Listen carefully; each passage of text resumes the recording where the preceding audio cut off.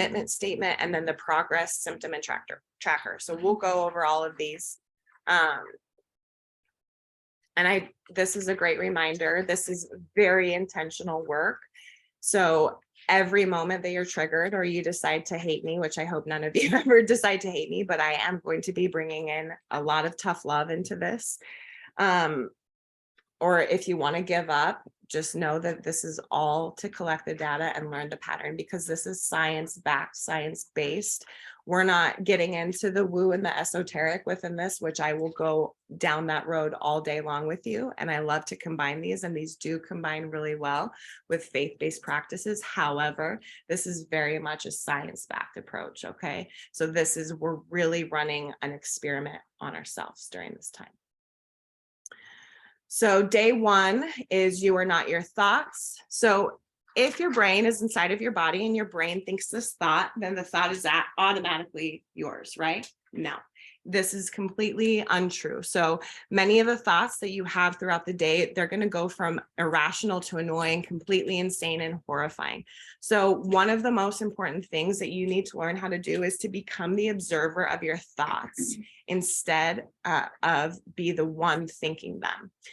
So if we shift into an observational role, we can learn to assess patterns that exist in our negative internal dialogue. So this is where we're all at today. Today's day one. Now, too, when we go through our days, it might be advantageous for you to look at the next day ahead, just reading over it, skimming it, so that you know what to anticipate. And also, this is great for subconsciously working through things. So micro lesson 1, it's important to remember the defining line between actively thinking something, intentional information processing, or trying to remember a date versus subconscious chatter that is often driven by our internal emotional wounds. So this chatter may be obvious to you, or you may have attempted to tune it out over the years. But one thing is for certain, it's still there. So whether you consciously acknowledge it or not, it's still there.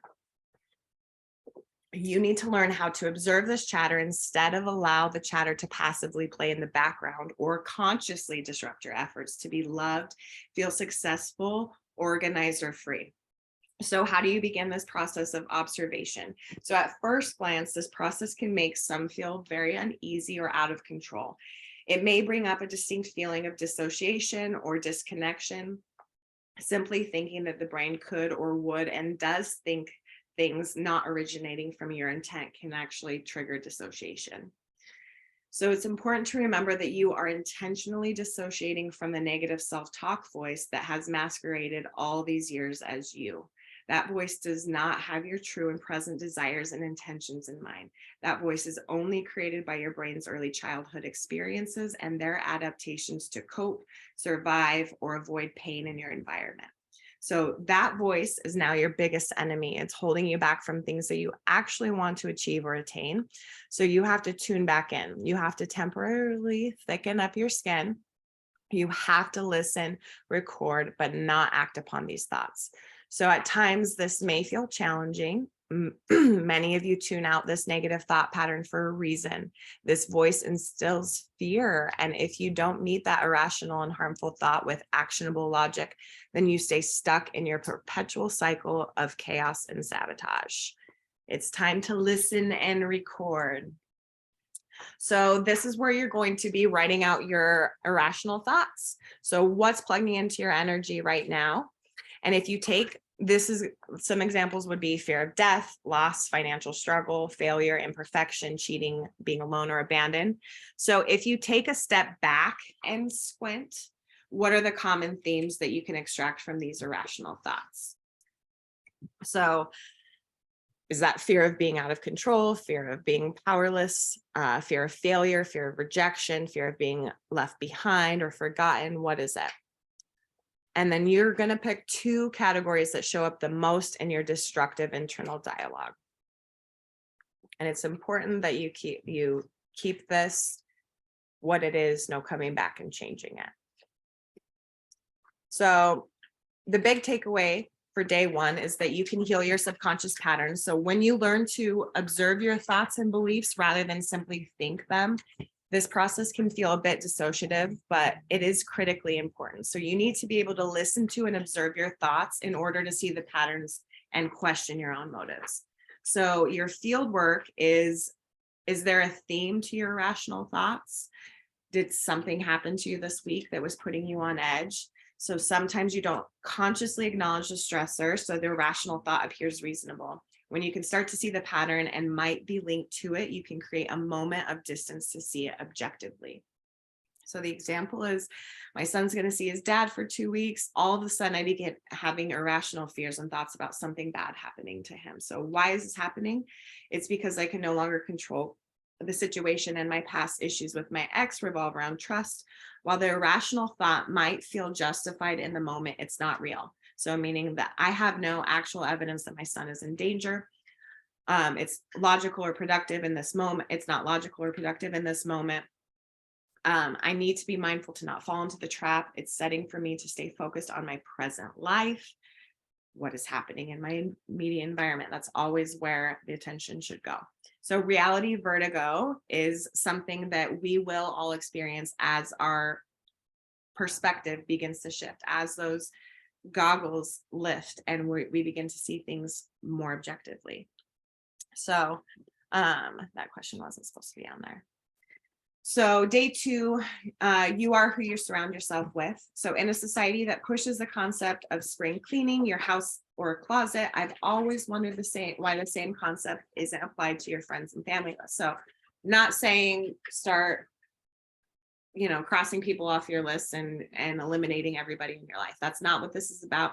And in fact, during this container, I don't want anybody making any crazy big decisions. Honestly, this is the biggest focus that it needs to be. And yeah, if something happens, I'm here for you. Like, reach out if you need any sort of assistance, but don't be making any rash decisions, because you're going to be feeling a lot's going to be coming up in this. But think about it in the way you would think about your closet. Is that shirt 5 years ago, or did you lose weight and now those pants don't fit? You have no idea why you thought it was fashionable and now it's taking up space in your closet, right? Yeah. So swap out all those statements for the people that you keep close company with, physically, mentally, emotionally, and energetically. And that's where this is important, because a lot of these relationships and a lot of these times, there's going to be people that aren't even in your immediate life that are taking up a lot of your time and energy in your mental space. So clear it out. Again, this is not about cutting people out. It's about seeing which relationships require evaluation for new boundaries, communication, energetic giving and receiving, or an exit strategy. The first step is taking an honest look at who you share the most time, energy, and thoughts.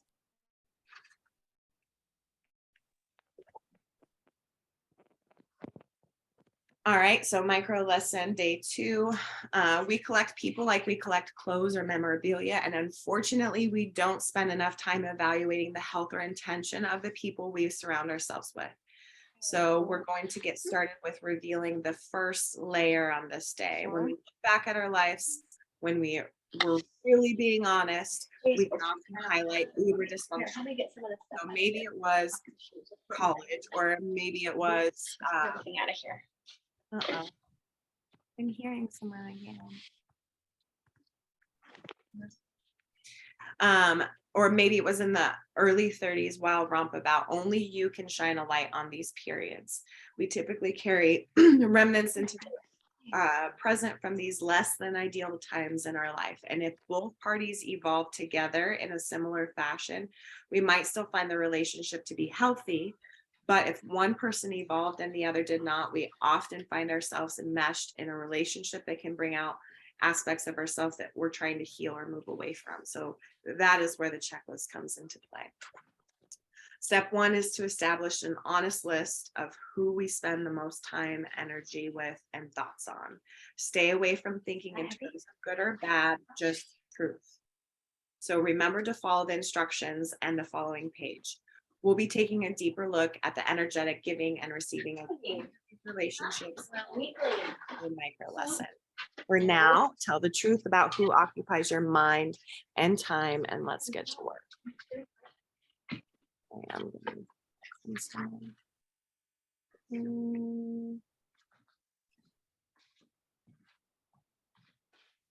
Put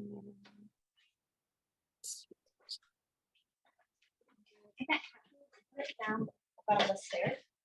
Yeah. Okay.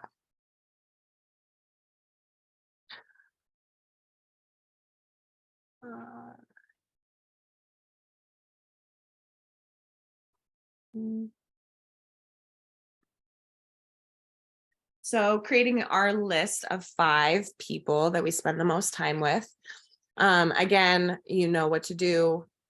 You might not like to admit it, but it's common to find yourself internally focused on people who have passed on, intimate exes, or people with whom you had an abrupt end without closure. Okay. It's critical in this exercise that you remember to be brutally honest and not get trapped in socially programmed rules, like thinking that you have to put your significant other in position 1, even if it isn't true. It could be that you have a feeling of regret or wonder or curiosity that overtakes a lot of time and energy in your mind. So be very truthful with yourself. The big takeaway here is it's important to be aware of who you spend the most time thinking about, interacting with, worrying about, and obsessing over. For some of you, these people are not even alive or currently involved in your life. Each person takes up a finite amount of emotional bandwidth you have available, so it's critical that they be evaluated. The field work is the presence of someone from your past on the list that is no longer with you or even alive means that they're taking up space that could or should be occupied by someone in your present. If you're an adult and you allow your parents to take up the 2 spots over your intimate partner, imagine what that experience must be like for them. What if you were honest on this page and acknowledge that you still obsess over an ex, even though you're currently in a committed relationship? This page is all about exposing the truth of who so that you can dig deeper on the why. You'll see in subsequent pages that the people we allow to take up space in our top 5 are generally tied to other subconscious patterns like fear of being vulnerable or allowing yourself to be all in a relationship. As you review the list, reflect on the order and how you feel when you look at the order. Is it embarrassing? Is it immature? Do you know that you know better deep down? Are you still surrounded with people that lead dysfunctional lives while you're trying to hold yourself to a higher standard? This isn't your chance to erase it and redo. That would be lying to yourself and cheating. What you can do is acknowledge the parts of this list that seem to indicate dysfunction, drama, immaturity, or chaotic prioritization. Day 3, now we're redefining trauma. So it doesn't take much for a child to perceive trauma. Children come into this world with absolutely no context or past experiences to compare present situations to or reference.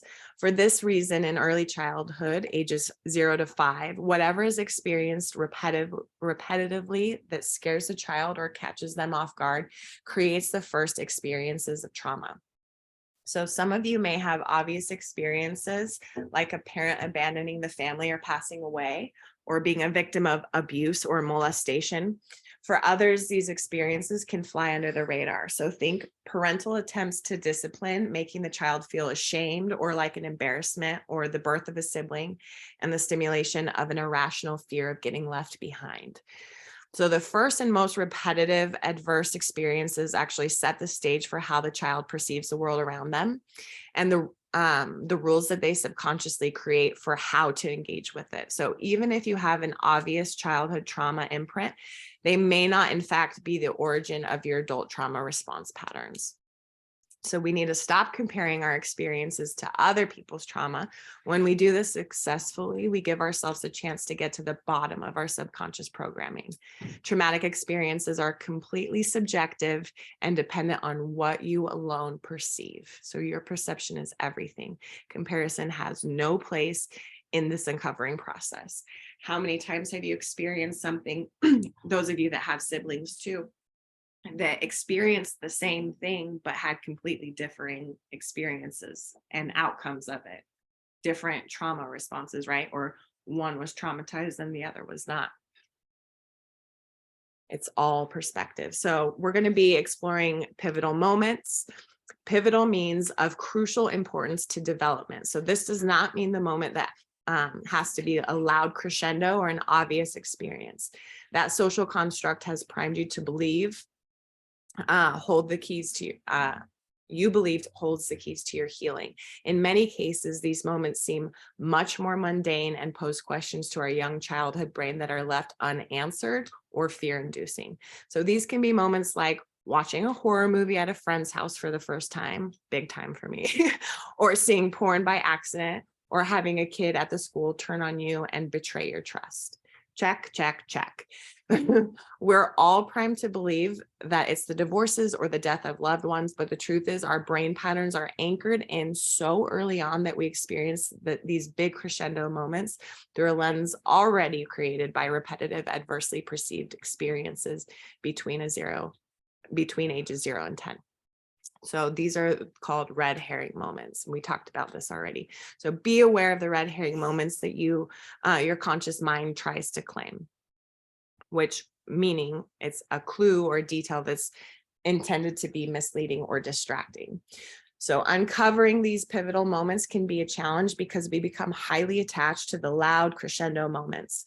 Our exercise this day will help extract relevant data that pertains to the pattern rather than get us trapped in our emotionally charged narrative. So when we're extracting data, we're trying to pull from the brain's deepest, most highly protected hard drive, the subconscious. And the memories we emotionally latch onto are typically conscious memories. These can be related to our patterns, but are typically not the origin experience. So in order to extract this information, we use a break method process called directed storytelling. These exercises pull relevant information, stored traumatic events and sensory inputs from the past while silencing the fight between the implicit and the explicit memory. So they will ask for the input of specific details or stream of consciousness responses that take the traditional narrative structure out of recalling an event. So telling stories often causes the brain to lead us in circles, jump around in time, or weave information that may be untrue or told to us by a relative instead of our own experience.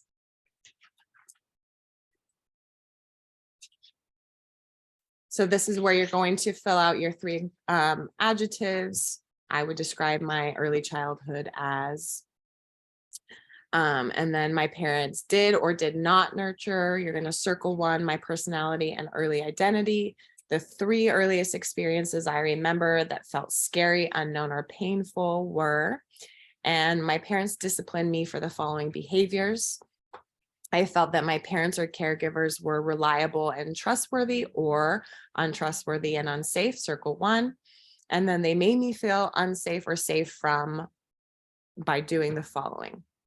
So remember that you often subconsciously want to sugarcoat your childhood or look at the highlight reel. You might have had a very great childhood, but did you trust your parents? Did you feel like you could be yourself without question? Did you feel like you were protected? Were your parents organized and on time? All of these things play a role in this. Do you want it to be from like looking back, were they trustworthy, or when I was a child, did I believe they were trustworthy? As a child, what does that feel like? Because you're really wanting this to come from your earliest experience perspective. So think behavior, communication, affection. Did they tell you the truth? Did they hide things? Did they follow through on schedules and commitments? All of these things play a role in our patterns. The big takeaway is trauma is not what you think. Your pattern with loud, obvious spikes to your inner peace. Your pattern with the repetitive, adversely perceived experiences in your environment. So this means how your parents responded to your needs, their level of emotional intelligence and self-control, their level of organization and follow through, their level of cleanliness or attention to detail, their work schedule, and how your childhood brain perceived it, and so much more. So field work is take notice of how your brain tries to make excuses or justifications for things. So taking notice of your brain giving you conflicting adjectives or memories. Be aware of the dreaded, but if you look back from your adult perspective and say things like, my childhood was pretty good, or I didn't have any trauma in my childhood, you're actually doing yourself a major disservice here. Don't think globally about your childhood in the context of trauma. Think about what was described in the micro lesson and the big takeaway above. Every experience that doesn't support or nurture your innocence, curiosity, and love will be perceived by the brain as adverse, thus being traumatic. Okay, that's mind-blowing in and of itself.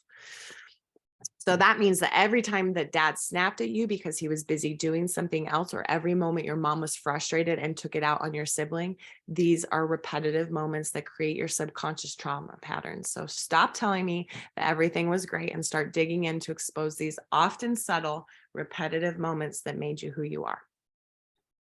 Who saw? That's just day 3. Oh my. All right, day 4. Ah, I know. So day 4, you're only patterned with what you perceive.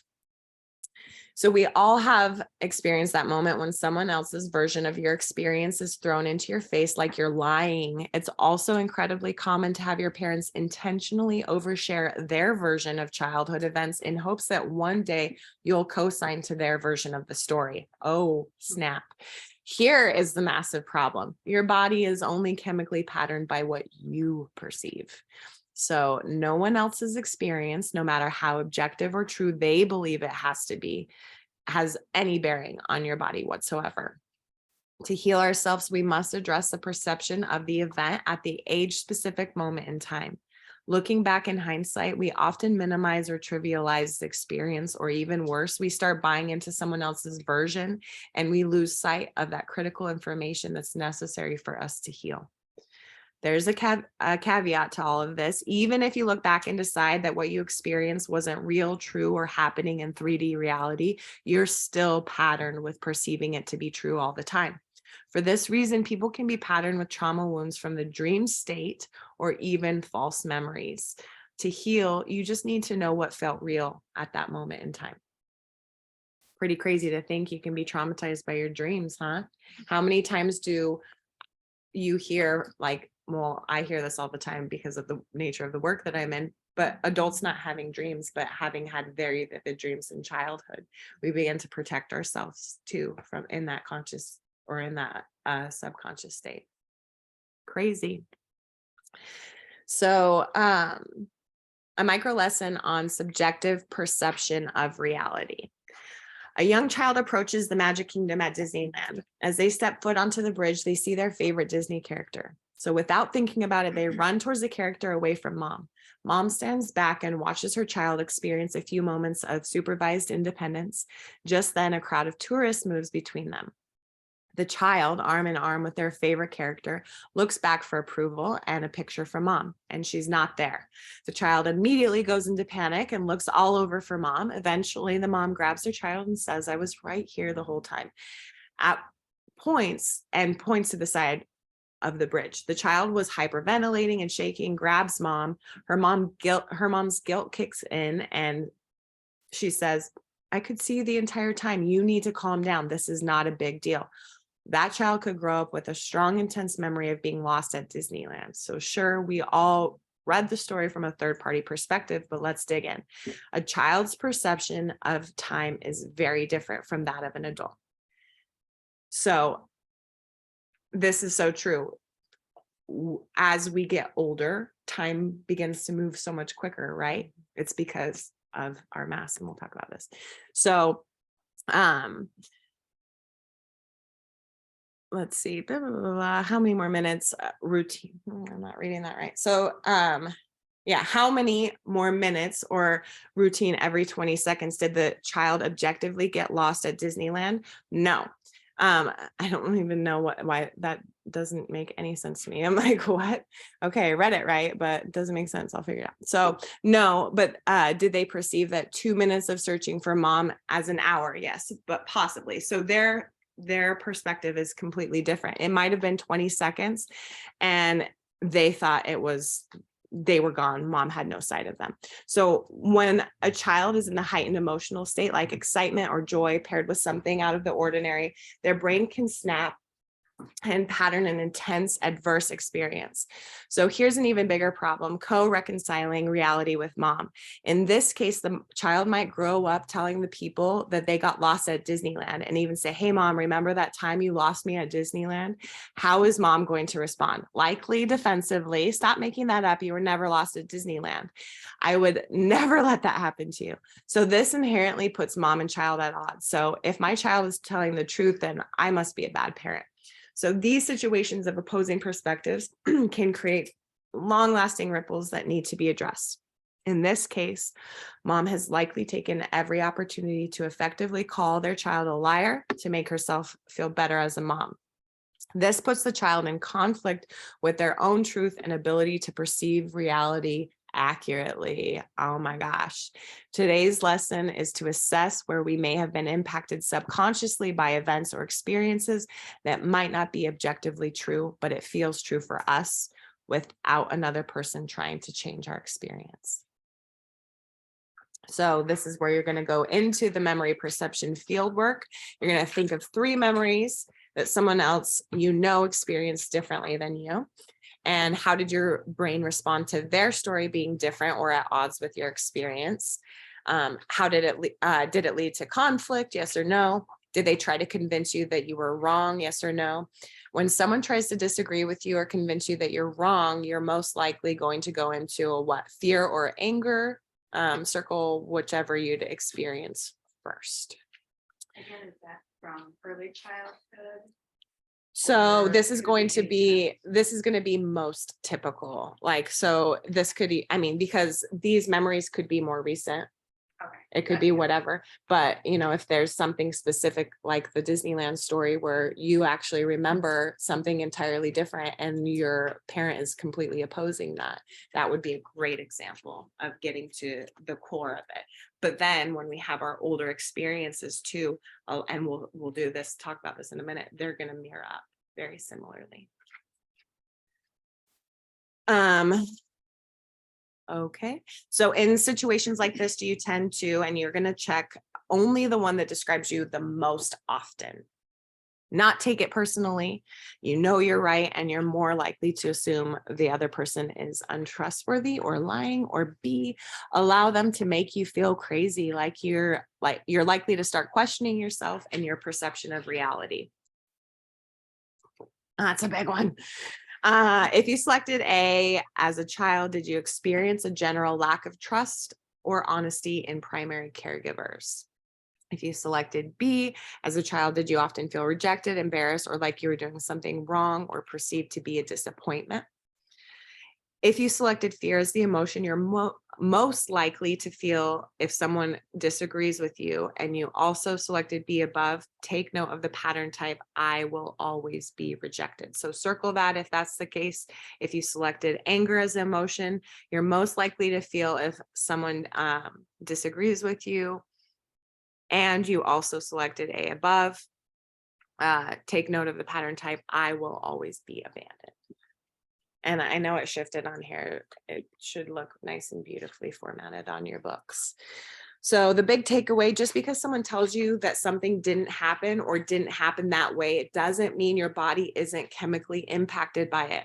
It's critical for you to explore that which you remember and the way that you remember it, not somebody else's story. Whether it objectively happened this way or not is completely irrelevant. So what is important is that you accurately explore the input-output relationship the way that you remember it.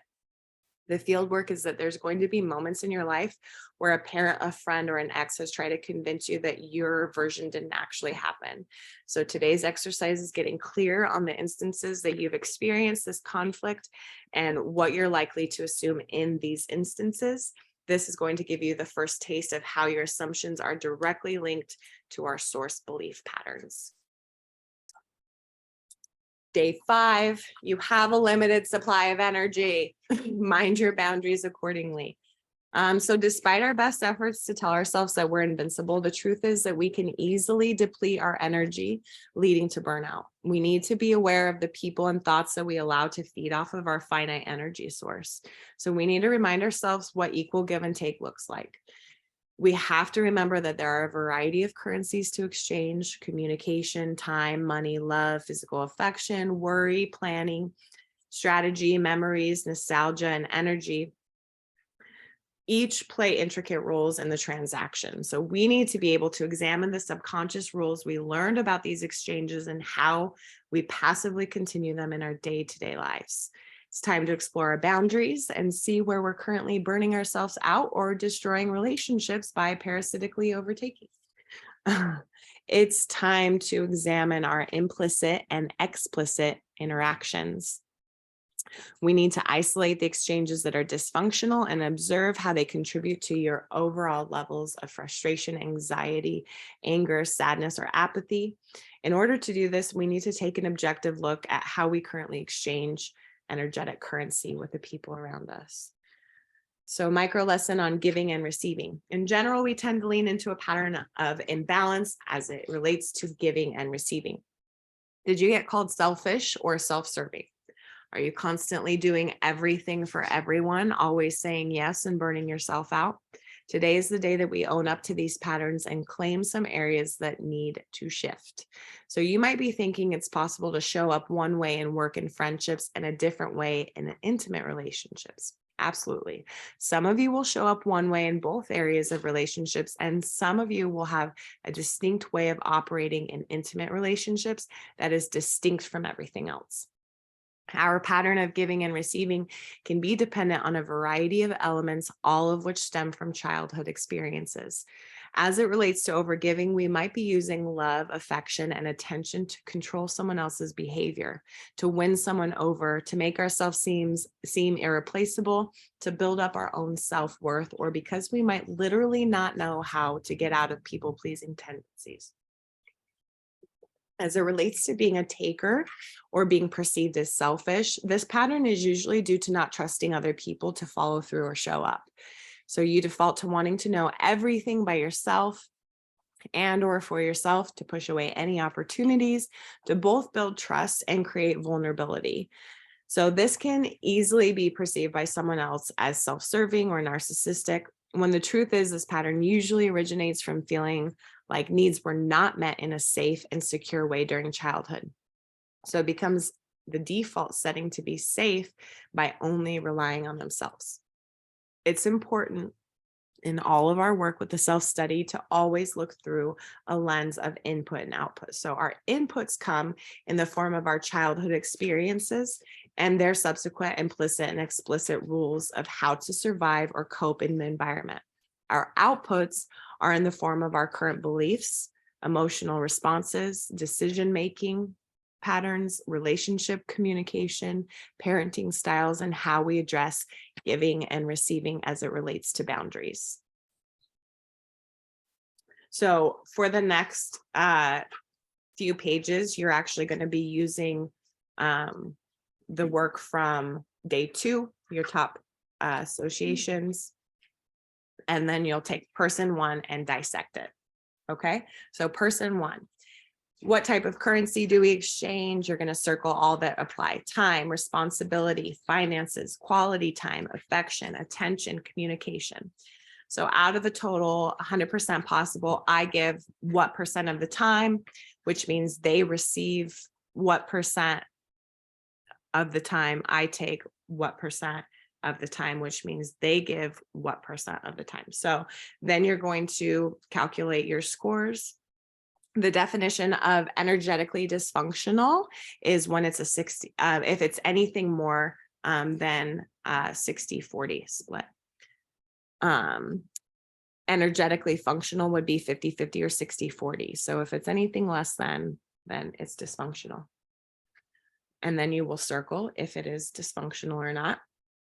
If you look at the average giving and receiving over the lifetime of your relationship, does the percentage ratio change? Yes or no? And then during childhood, did you default to the same pattern of giving and receiving? Yes or no? So then we go over to what 3 boundaries need to be communicated or enforced to shift our energetic exchange. The energetic currency that is currently the most out of balance is what? And again, remember that's going to be time, responsibility, finances, quality time, affection, attention, communication. I will commit to the following 3 behavior or communication changes to bring this relationship back into a healthy state. So regardless of if these 5 people are doing this work with you or not, there's still going to be a major shift within that, the energetics of that relationship. And that's looking at it from an energetic standpoint, but also because you're going to have a perception shift and space free up through this experience. So you're going to not be holding on to those things, and naturally they're going to feel that release of that energetic tie. Well, if the person's dead, Mhm. it's gonna be like 100-0 then. Pretty much, yeah. And that's an honest thing, because yeah, are they in your present? Yeah, so how much energy is that taking? Also, for persons 1 through 5, do those mostly need to be like during childhood since Mm-mm, no, okay, mm-mm. No, I would take this from this perspective, right where you're at right now. okay. Yeah, so those people are the 5 right now that are taking up the most time and space. Okay. Okay. So it's going to be the same for each of the 5 people. And then our big takeaway for today is all about exploring the transactional elements of relationships. There are a variety of transactional currencies that can be exchanged: money, time, affection, quality time, communication, and more. It's important for us to show up to our pattern of giving and receiving in relationships, as it either sets us up for burnout or success. The field work is this exercise uses the top 5 people from day 2. Do not allow yourself to change this list. That's big. You only made it 3 days ago, but be sure to refer to the definitions described for you to help you establish whether a relationship is energetically functional or dysfunctional. Your brain will try to cover up or make excuses for certain people that you love on this list. Don't fall in the trap. No one is telling you to cut them out of your life simply by what you write down on your pages. It's important to understand what relationship needs attention as soon as possible and what currencies are currently out of balance. The commitment section of each fieldwork page is the key here. So don't skip the last part, and be sure to check back in on that commitment through the week to hold yourself accountable. And I'm also holding you guys accountable on this. So. And I won't ever read your pages unless you want me to read your pages, and you're wanting to dive a little bit deeper. Oh, this is so annoying that all of these shifted. I'm so glad that we're getting all of these things worked out this time around, though, but whatever. I need to let go of the need for perfectionism.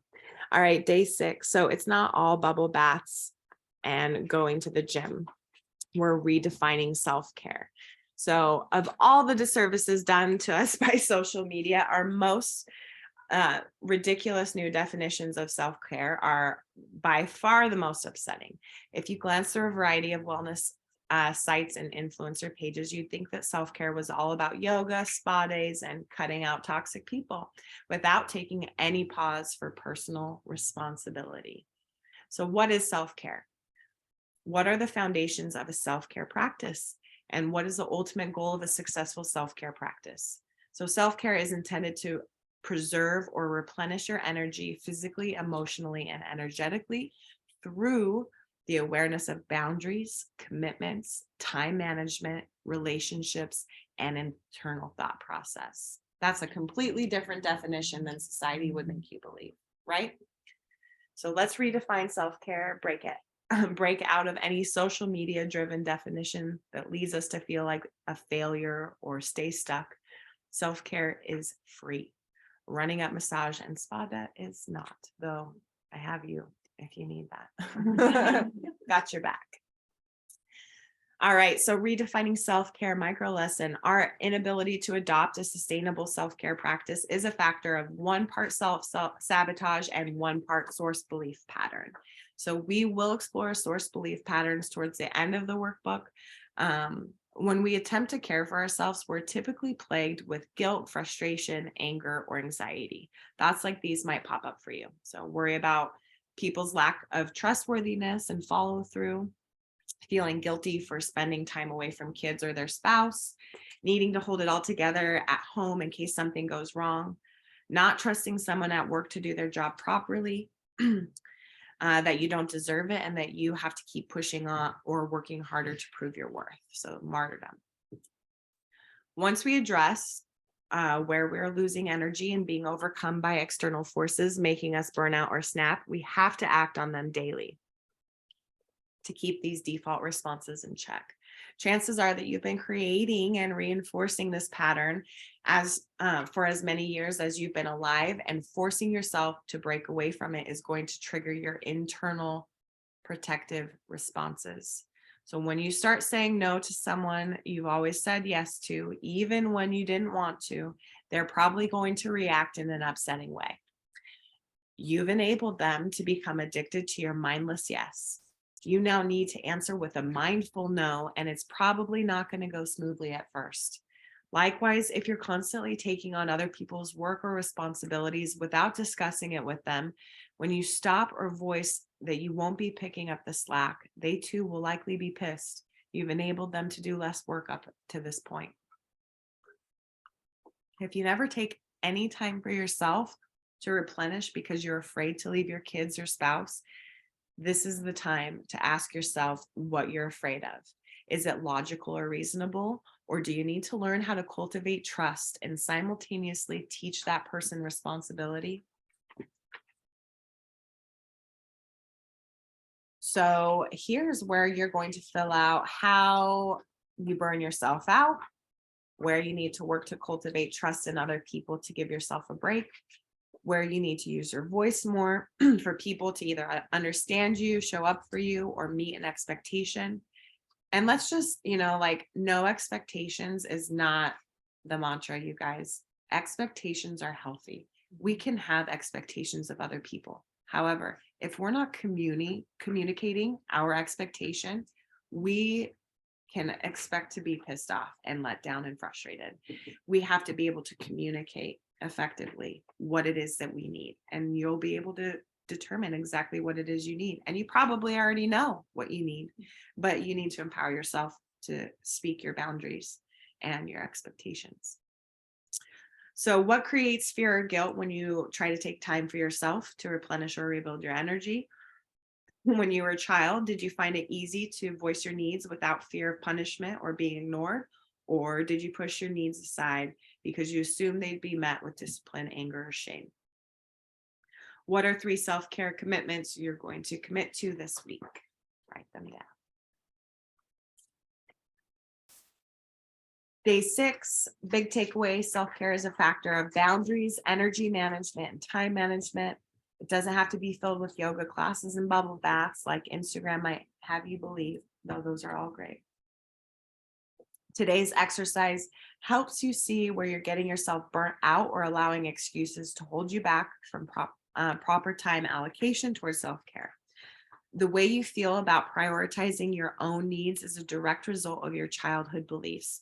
For this reason, some people find prioritizing self-care so easy, they might often get called selfish, while others allow themselves to burn out until they snap at everyone and are finally told they have to take a self-care day.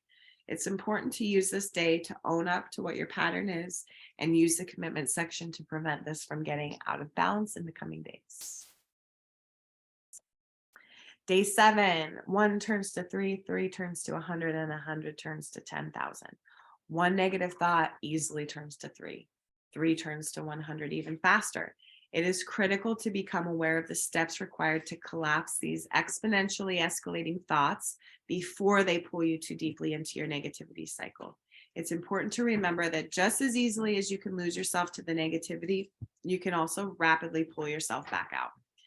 One of the easiest ways to accomplish this is to take away the element of surprise. It's not uncommon that the same chain of negative thoughts creep in at the exact moment that you're attempting to move beyond a current pattern. Let us use this example. You want to go out on a date, or you want to get that job. This is the time your brain likes to kick into an Alexa gone wrong and trigger a negativity cycle aimed at destroying any chance of success. You have to be well versed in your patterns of negative self-talk so that you're ready to debunk, destroy the moment it starts.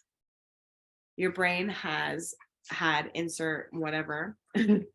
your ages, numbers of years to perfect the art of rationalizing and justifying your negative self-talk and distracting you from learning the truth. Your brain knows how to make it feel true because it is you. The key is learning to observe the thought chain and disrupt it with logic. So this is going to be one of the biggest keys of break method, Eli. And people I know have this so ingrained. I know many, many, many people who have this tattooed on them as a reminder. Eli, this is one of the most important things. Emotional responses are rapid and reactive by nature. The time between stimulus and response is minuscule, and no long-term thinking influences the selected response. In short, emotional responses are what get you in trouble. They're the type of response that you reflect back on it with remorse, embarrassment, or regret. They fuel the words you can't take back and the destructive actions that deeply damage trust. Yet they are your brain's first and most autopilot choice of response. These emotional responses are often fueled by the subconscious mental chatter that you experience throughout your day. If left unchecked, this mental chatter exponentially multiplies and creates a level of background stress that primes you to react emotionally. In today's lesson, you meet Eli. Think of Eli as a way to stop the autopilot madness and learn to cognitively select the responses that create the life you really want. Oh my God, what? Eli is a process that allows you to disrupt your emotional response system with logic and universal truth. This stops the flood of neurotransmitter associated with emotional response and gives you a moment to call on your cognition to consciously select a response. Your final step in this process is to balance the logic-based decision with intuition to layer in present moment nuance and context. While logic is a critical disruptive tool, it alone is not a complete data set to influence a response. So E is emotion, L is logic, I is intuition. So E is going to be the stimuli too. So it's going to be smell, touch, taste, sound, look, memory, body language, situation. So Eli triggers, or Eli, the triggers. So this is our field work for this day. Step 1, your goal is to create a master list of everything that sets you, that sets you off, makes you mad, makes you snap, feel frustrated, get tense, feel misunderstood, unsafe, etc. This is probably going to need to be written on a separate sheet of paper as a brainstorm before you pare it down. When your brainstorm is complete, proceed to step 2 to turn the brainstorm into an organized and categorized list. So think of the following categories and detail what triggers you in each category. These can be simply moved from brainstorm to list format under their appropriate category, or brand new based on something that just came up for you relating to these categories. So relationships, communication, parenting, sex, expectations, work, daily tasks, chores, alone time, creativity, expression, money, bill paying, big decisions, body image, and lifestyle habits. Make sure that you now have a complete list of all triggers based on category.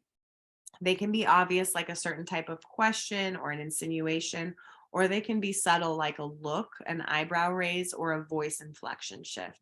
You might even find certain times of the day that push you over edge. Put a check mark next to each category where your childhood response resembles your current response.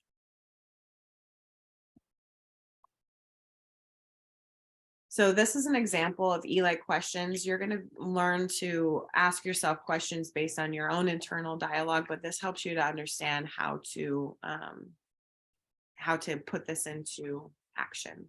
So to get yourself to stop responding to all the triggers as if it's the past, your default childhood pattern, you have to ask yourself logic-based questions. So follow the Eli general question. So is this presently happening, or am I assuming or jumping to a conclusion? Is this productive? Is responding or reacting this way in my best interest or the best interest of what I'm trying to accomplish? Am I treating the situation like it's worse than it really is, catastrophizing things? Does the response my brain is trying to trick me into equally match the input I just received? Did I used to act, behave, or respond like this as a child? That's a big one. Am I treating this situation as if it's the past? Am I responding with all of my past experiences informing my response? Am I safe, and how am I subsequently defining safety? So this is key for people who have control to be safe issues. Am I acting out of reflex or intentional choice? So you can take from this list, or you can write specific to your key triggers.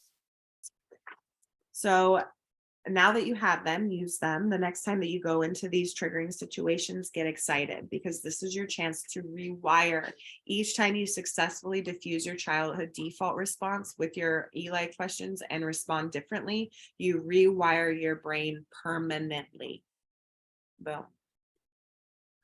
Big takeaway is that triggers are everywhere and they're not always obvious. The process of creating triggers lists can be tricky and tedious.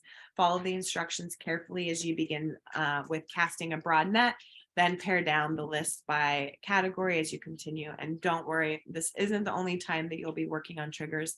In fact, it's one of a many layered approach. Use the fieldwork exercise to determine the categories of triggers. Once you have these lists created and pared down, follow the instructions to help you determine your emotion-based assumptions. Assumptions are accepted as true or as certain to happen without proof. Example, trigger category equals is not trusting an intimate partner. So the assumption is if they're acting strange or changing a routine, they must be hiding something. Once you do this, for each of the three categories, you will have the assumptions you need to get to work on your ELI questions on the following page. Your ELI questions will be built off of the proposed architecture, then made specific to your triggers, assumptions, and patterns so far.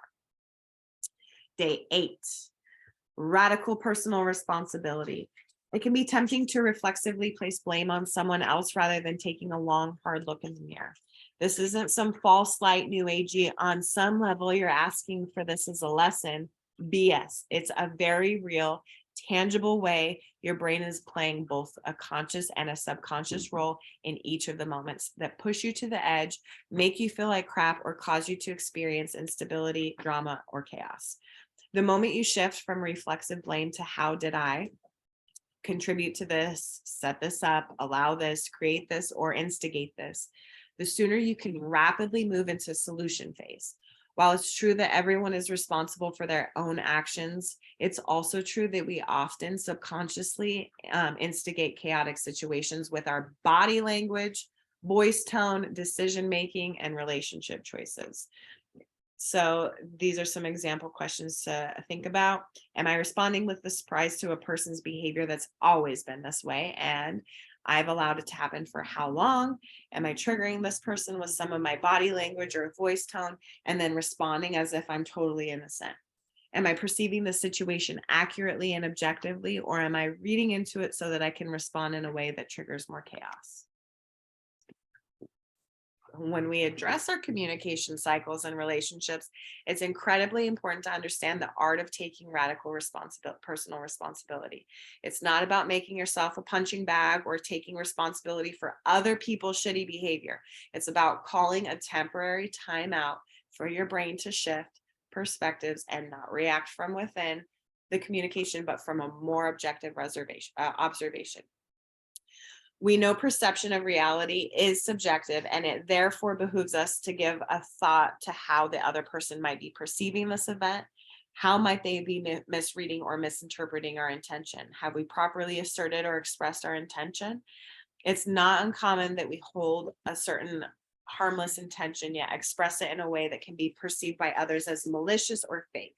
Being able to stop, pull out to a different perspective, and honestly explore how the other person might have experienced you can be a useful tool in transforming relationships rapidly.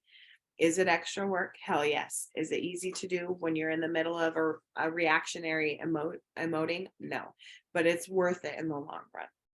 Radical personal responsibility requires us to become not only highly self-aware minute to minute, which is the essence of what this entire workbook teaches you how to do. So fear not, you're only on day 8. It requires us to be able to own our behavior or expression for good or bad without allowing ourselves to go down a guilt and shame spiral. When we actively participate in self-awareness, we often see parts of ourselves that are not a good look. They are yuck inducing aha moments that make us want to go back to back to operating on autopilot. Yet, here you are reading this book, wanting to change it all. So instead of allowing the yuck to turn us back into passive autopilot versions of ourselves, we will persevere and go into the self-exploration, reminded that we all behave in ways that come across as childish, rude, insensitive, or naive, but we can't ever correct or transform them by pretending that they don't exist. Time to own the truth and use the truth for productive rewiring rather than a guilt shame spiral of doom. All right, and then going through this, we're gonna try and zoom because we're at 90 minutes right now. I don't want to keep all of you.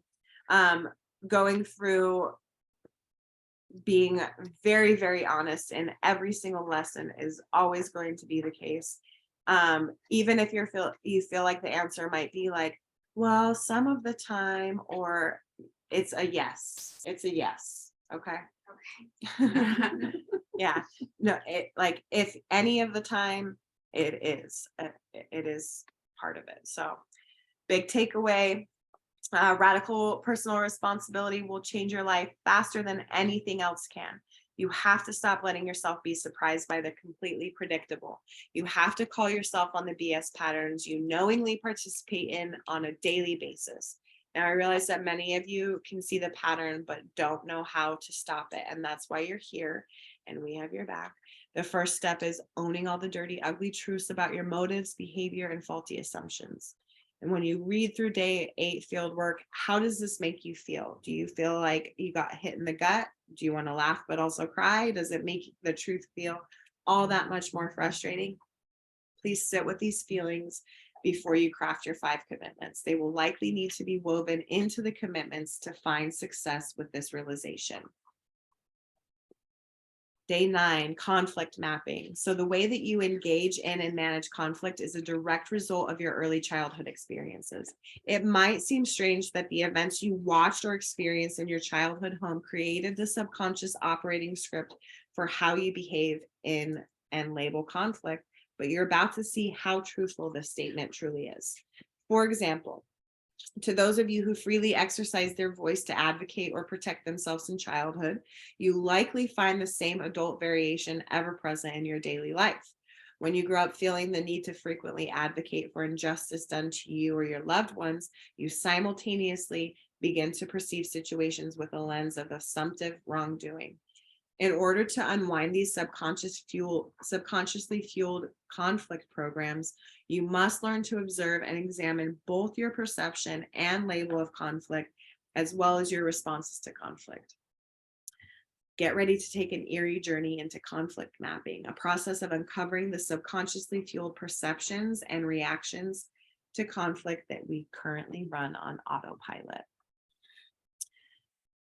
So how we respond to conflict as a child is likely similar, if not the same, as the architecture by which we respond to conflict now. Sometimes the volume gets turned up as we age, and sometimes we let traumatic adult experiences make us turn in opposition to our default response. Either way, how we create, navigate, and respond to conflict is a direct measure of our childhood input and output equations. There are a few key areas where we naturally tend to experience the most conflict. They are money and bills, major life decisions like moving or changing jobs, career, feeling heard or understood, sex and intimacy, parenting, boundary management, and general delegation of responsibility.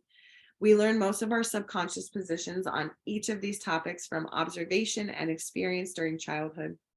You might be thinking, I learned about sex and intimacy during childhood. Yeah, right, but it's actually true.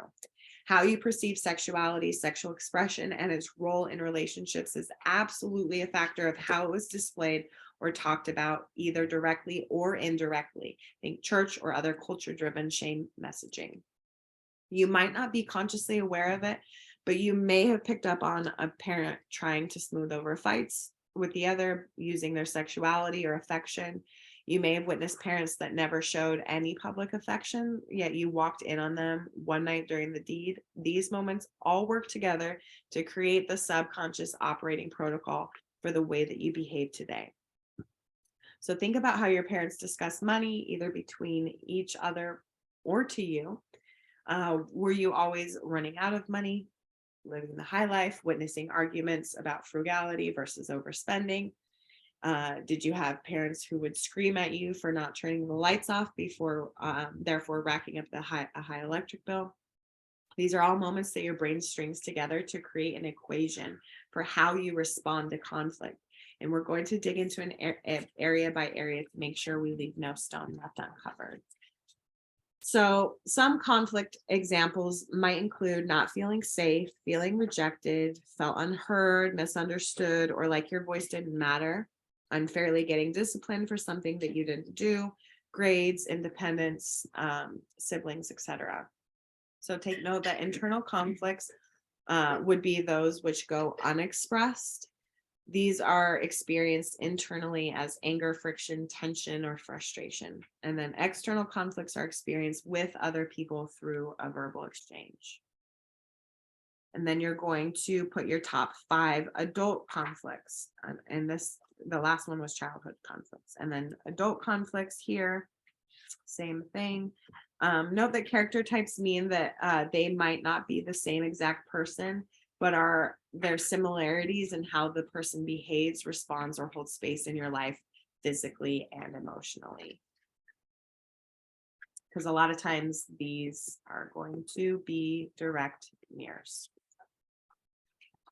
Big takeaway here, the conflicts you experience both internally and externally through childhood are still experienced by you today, period. You age, but you don't necessarily evolve the way that you think that you do in terms of brain maturity. You're an instinctive animal acting mostly out of assumption, conclusion, and behavioral choice. You have to get in there and sift around the faulty assumptions from childhood conflict patterns. Today's fieldwork compares and contrasts childhood and adulthood conflict. For childhood, you can use an average of the time period 5 to 12 for best results. For adulthood, the last 5 years. So then take note what's similar, what seems different, but involves the same type of people, and what are your biggest triggers for conflict, and do they match from day 7? All right, day 10, this is our last, we'll wrap it up. This will be quick. So we all have our special poison. We all have a very specific self-sabotage cocktail, and they are very unique and distinct. Each one of us has a unique pattern of self-sabotage that's directly linked to our childhood brain patterning. Once we become aware of the way the sabotage mechanism manifests, we can address it the way it tricks you into feeling justified, repeating it day in and day out. That's the most frustrating thing about self-sabotage, is that we're often highly aware of the destructive behavior, yet we can't seem to change a damn thing. You can't change it yet because you haven't learned how to listen to the tricky way it pops into your head in an attempt to get you not only to do it, but to feel 100% justified doing it. Our self-sabotage mechanisms are the primary way we perpetually activate our source belief pattern. Assume everything is going to shit. It probably is your self-sabotage mechanism already working behind the scenes to make it all fall apart. Always feel like you're going to get rejected, or you're told that you're doing something wrong. It's probably part of your self-sabotage mechanism setting you up to actually do it wrong or get rejected by accident. So micro lesson through this: FOMO, grass is greener, can't fail if you don't even try in the first place. Try so hard to get it right or do it perfectly that you only screw up the whole thing up. These are all experiences that describe self-sabotage cocktails. It's important to get clear on what your personal cocktail is, how it happens sequentially, and what triggers this cocktail to be rapidly deployed by your brain. So if you scroll back through the memory banks of your life, you can probably recall a few moments of self-sabotage in high school. What was a common theme? How did you subconsciously set yourself up for disaster? Well, I, for one, used to probably claim I worked well under pressure and would procrastinate to the very end and stay up and pull multiple all-nighters. Was this because I really did just work better under pressure, or was this how my brain justified the distraction and escape tactics that made me procrastinate? Like, what came first, the chicken or the egg? Did I write the best papers under pressure naturally, or did my brain adapt to writing the best papers under pressure because I never did anything in an organized and orderly fashion? So when you drift back to your self-sabotage highlight reel, do you see? Is it possible the same high school mechanisms are biting you in the butt in adulthood because with time you've only allowed them to feel more justified? Let's take a look at FOMO, or grass is greener. So these are specific self-sabotage mechanisms that are in opposition to what I just described about myself. These mechanisms typically come from enjoying the act of fantasizing about what could be or how it could go, rather than actual act of doing. People with these patterns often struggle with decision making and follow-up actions. They fixate on what could be in the future or what could have been in the past, rather than just getting out there, committing, and taking some damn action. The FOMO is what tricks you into indecision and often leading you into either taking no action or taking the wrong action. Grass is greener typically makes you lack presence and drive in your day-to-day life. The more you think about what someone else has or what their life is like, the less you participate in your own. This lack of energy usually leads to feeling lost or disconnected to the life that you have. So this is super blurry because I took a screenshot of it. I didn't have it when I've like pieced all of these things together. I'm super proud of myself, but all of theirs are kind of bothering me. But it's okay. I need to let it go. But this is in your book, the self-sabotage field work list. So you're going to select all of the self-sabotage techniques that apply, and then go through and list what thoughts fall into the self-sabotage trap, what the negative outcome is, allowing this self-sabotaging to happen, how would the end result look different if you didn't sabotage, and what's the alternate behavior. And then big takeaway, everyone deals with self-sabotage, but did you know that your self-sabotage cocktail isn't at all random? It's a direct mechanism of your source belief pattern. And again, we're going to touch on that near the end of our 30 days. You're going to know what your source belief pattern is. Today's exercise will help you to take radical responsibility for your self-sabotage patterns, as well as identify the decision points that tricks you into compliance every time. Is there a way to have those takeaways, like maybe broken down somewhere since they're not in our? You have them. So if you purchase through Miranda, it's on the portal. So you'll log into breakmethod.com, and there is a the takeaways, it's a PDF. So you should be able to email it to everybody that didn't purchase their own. And then you have all of these takeaways for you. Yes, Yeah, those they are nice super to, like, helpful. finish the lesson in your mind. Yeah, and it also brings it, full Oh, yeah. circle, and it helps you to really, because if you didn't grasp it at first, it helps you to understand it more fully. And then there is a symptom tracker that we're going to be going, that you're going to be filling out several times throughout this. It's really important that you, when you go through this, you highlight the 2 categories that have the most discomfort and that you want to create the most sustainable change in. And that's going to be your primary focus for these 30 days. But we'll refer back to them a couple of times, but it's really important that you fill these out. And again, above all else, expedite the truth. Be as honest with yourself and real in this and with me as you possibly can, because it's all for the best. All right, my loves, thank you so much. Only went 15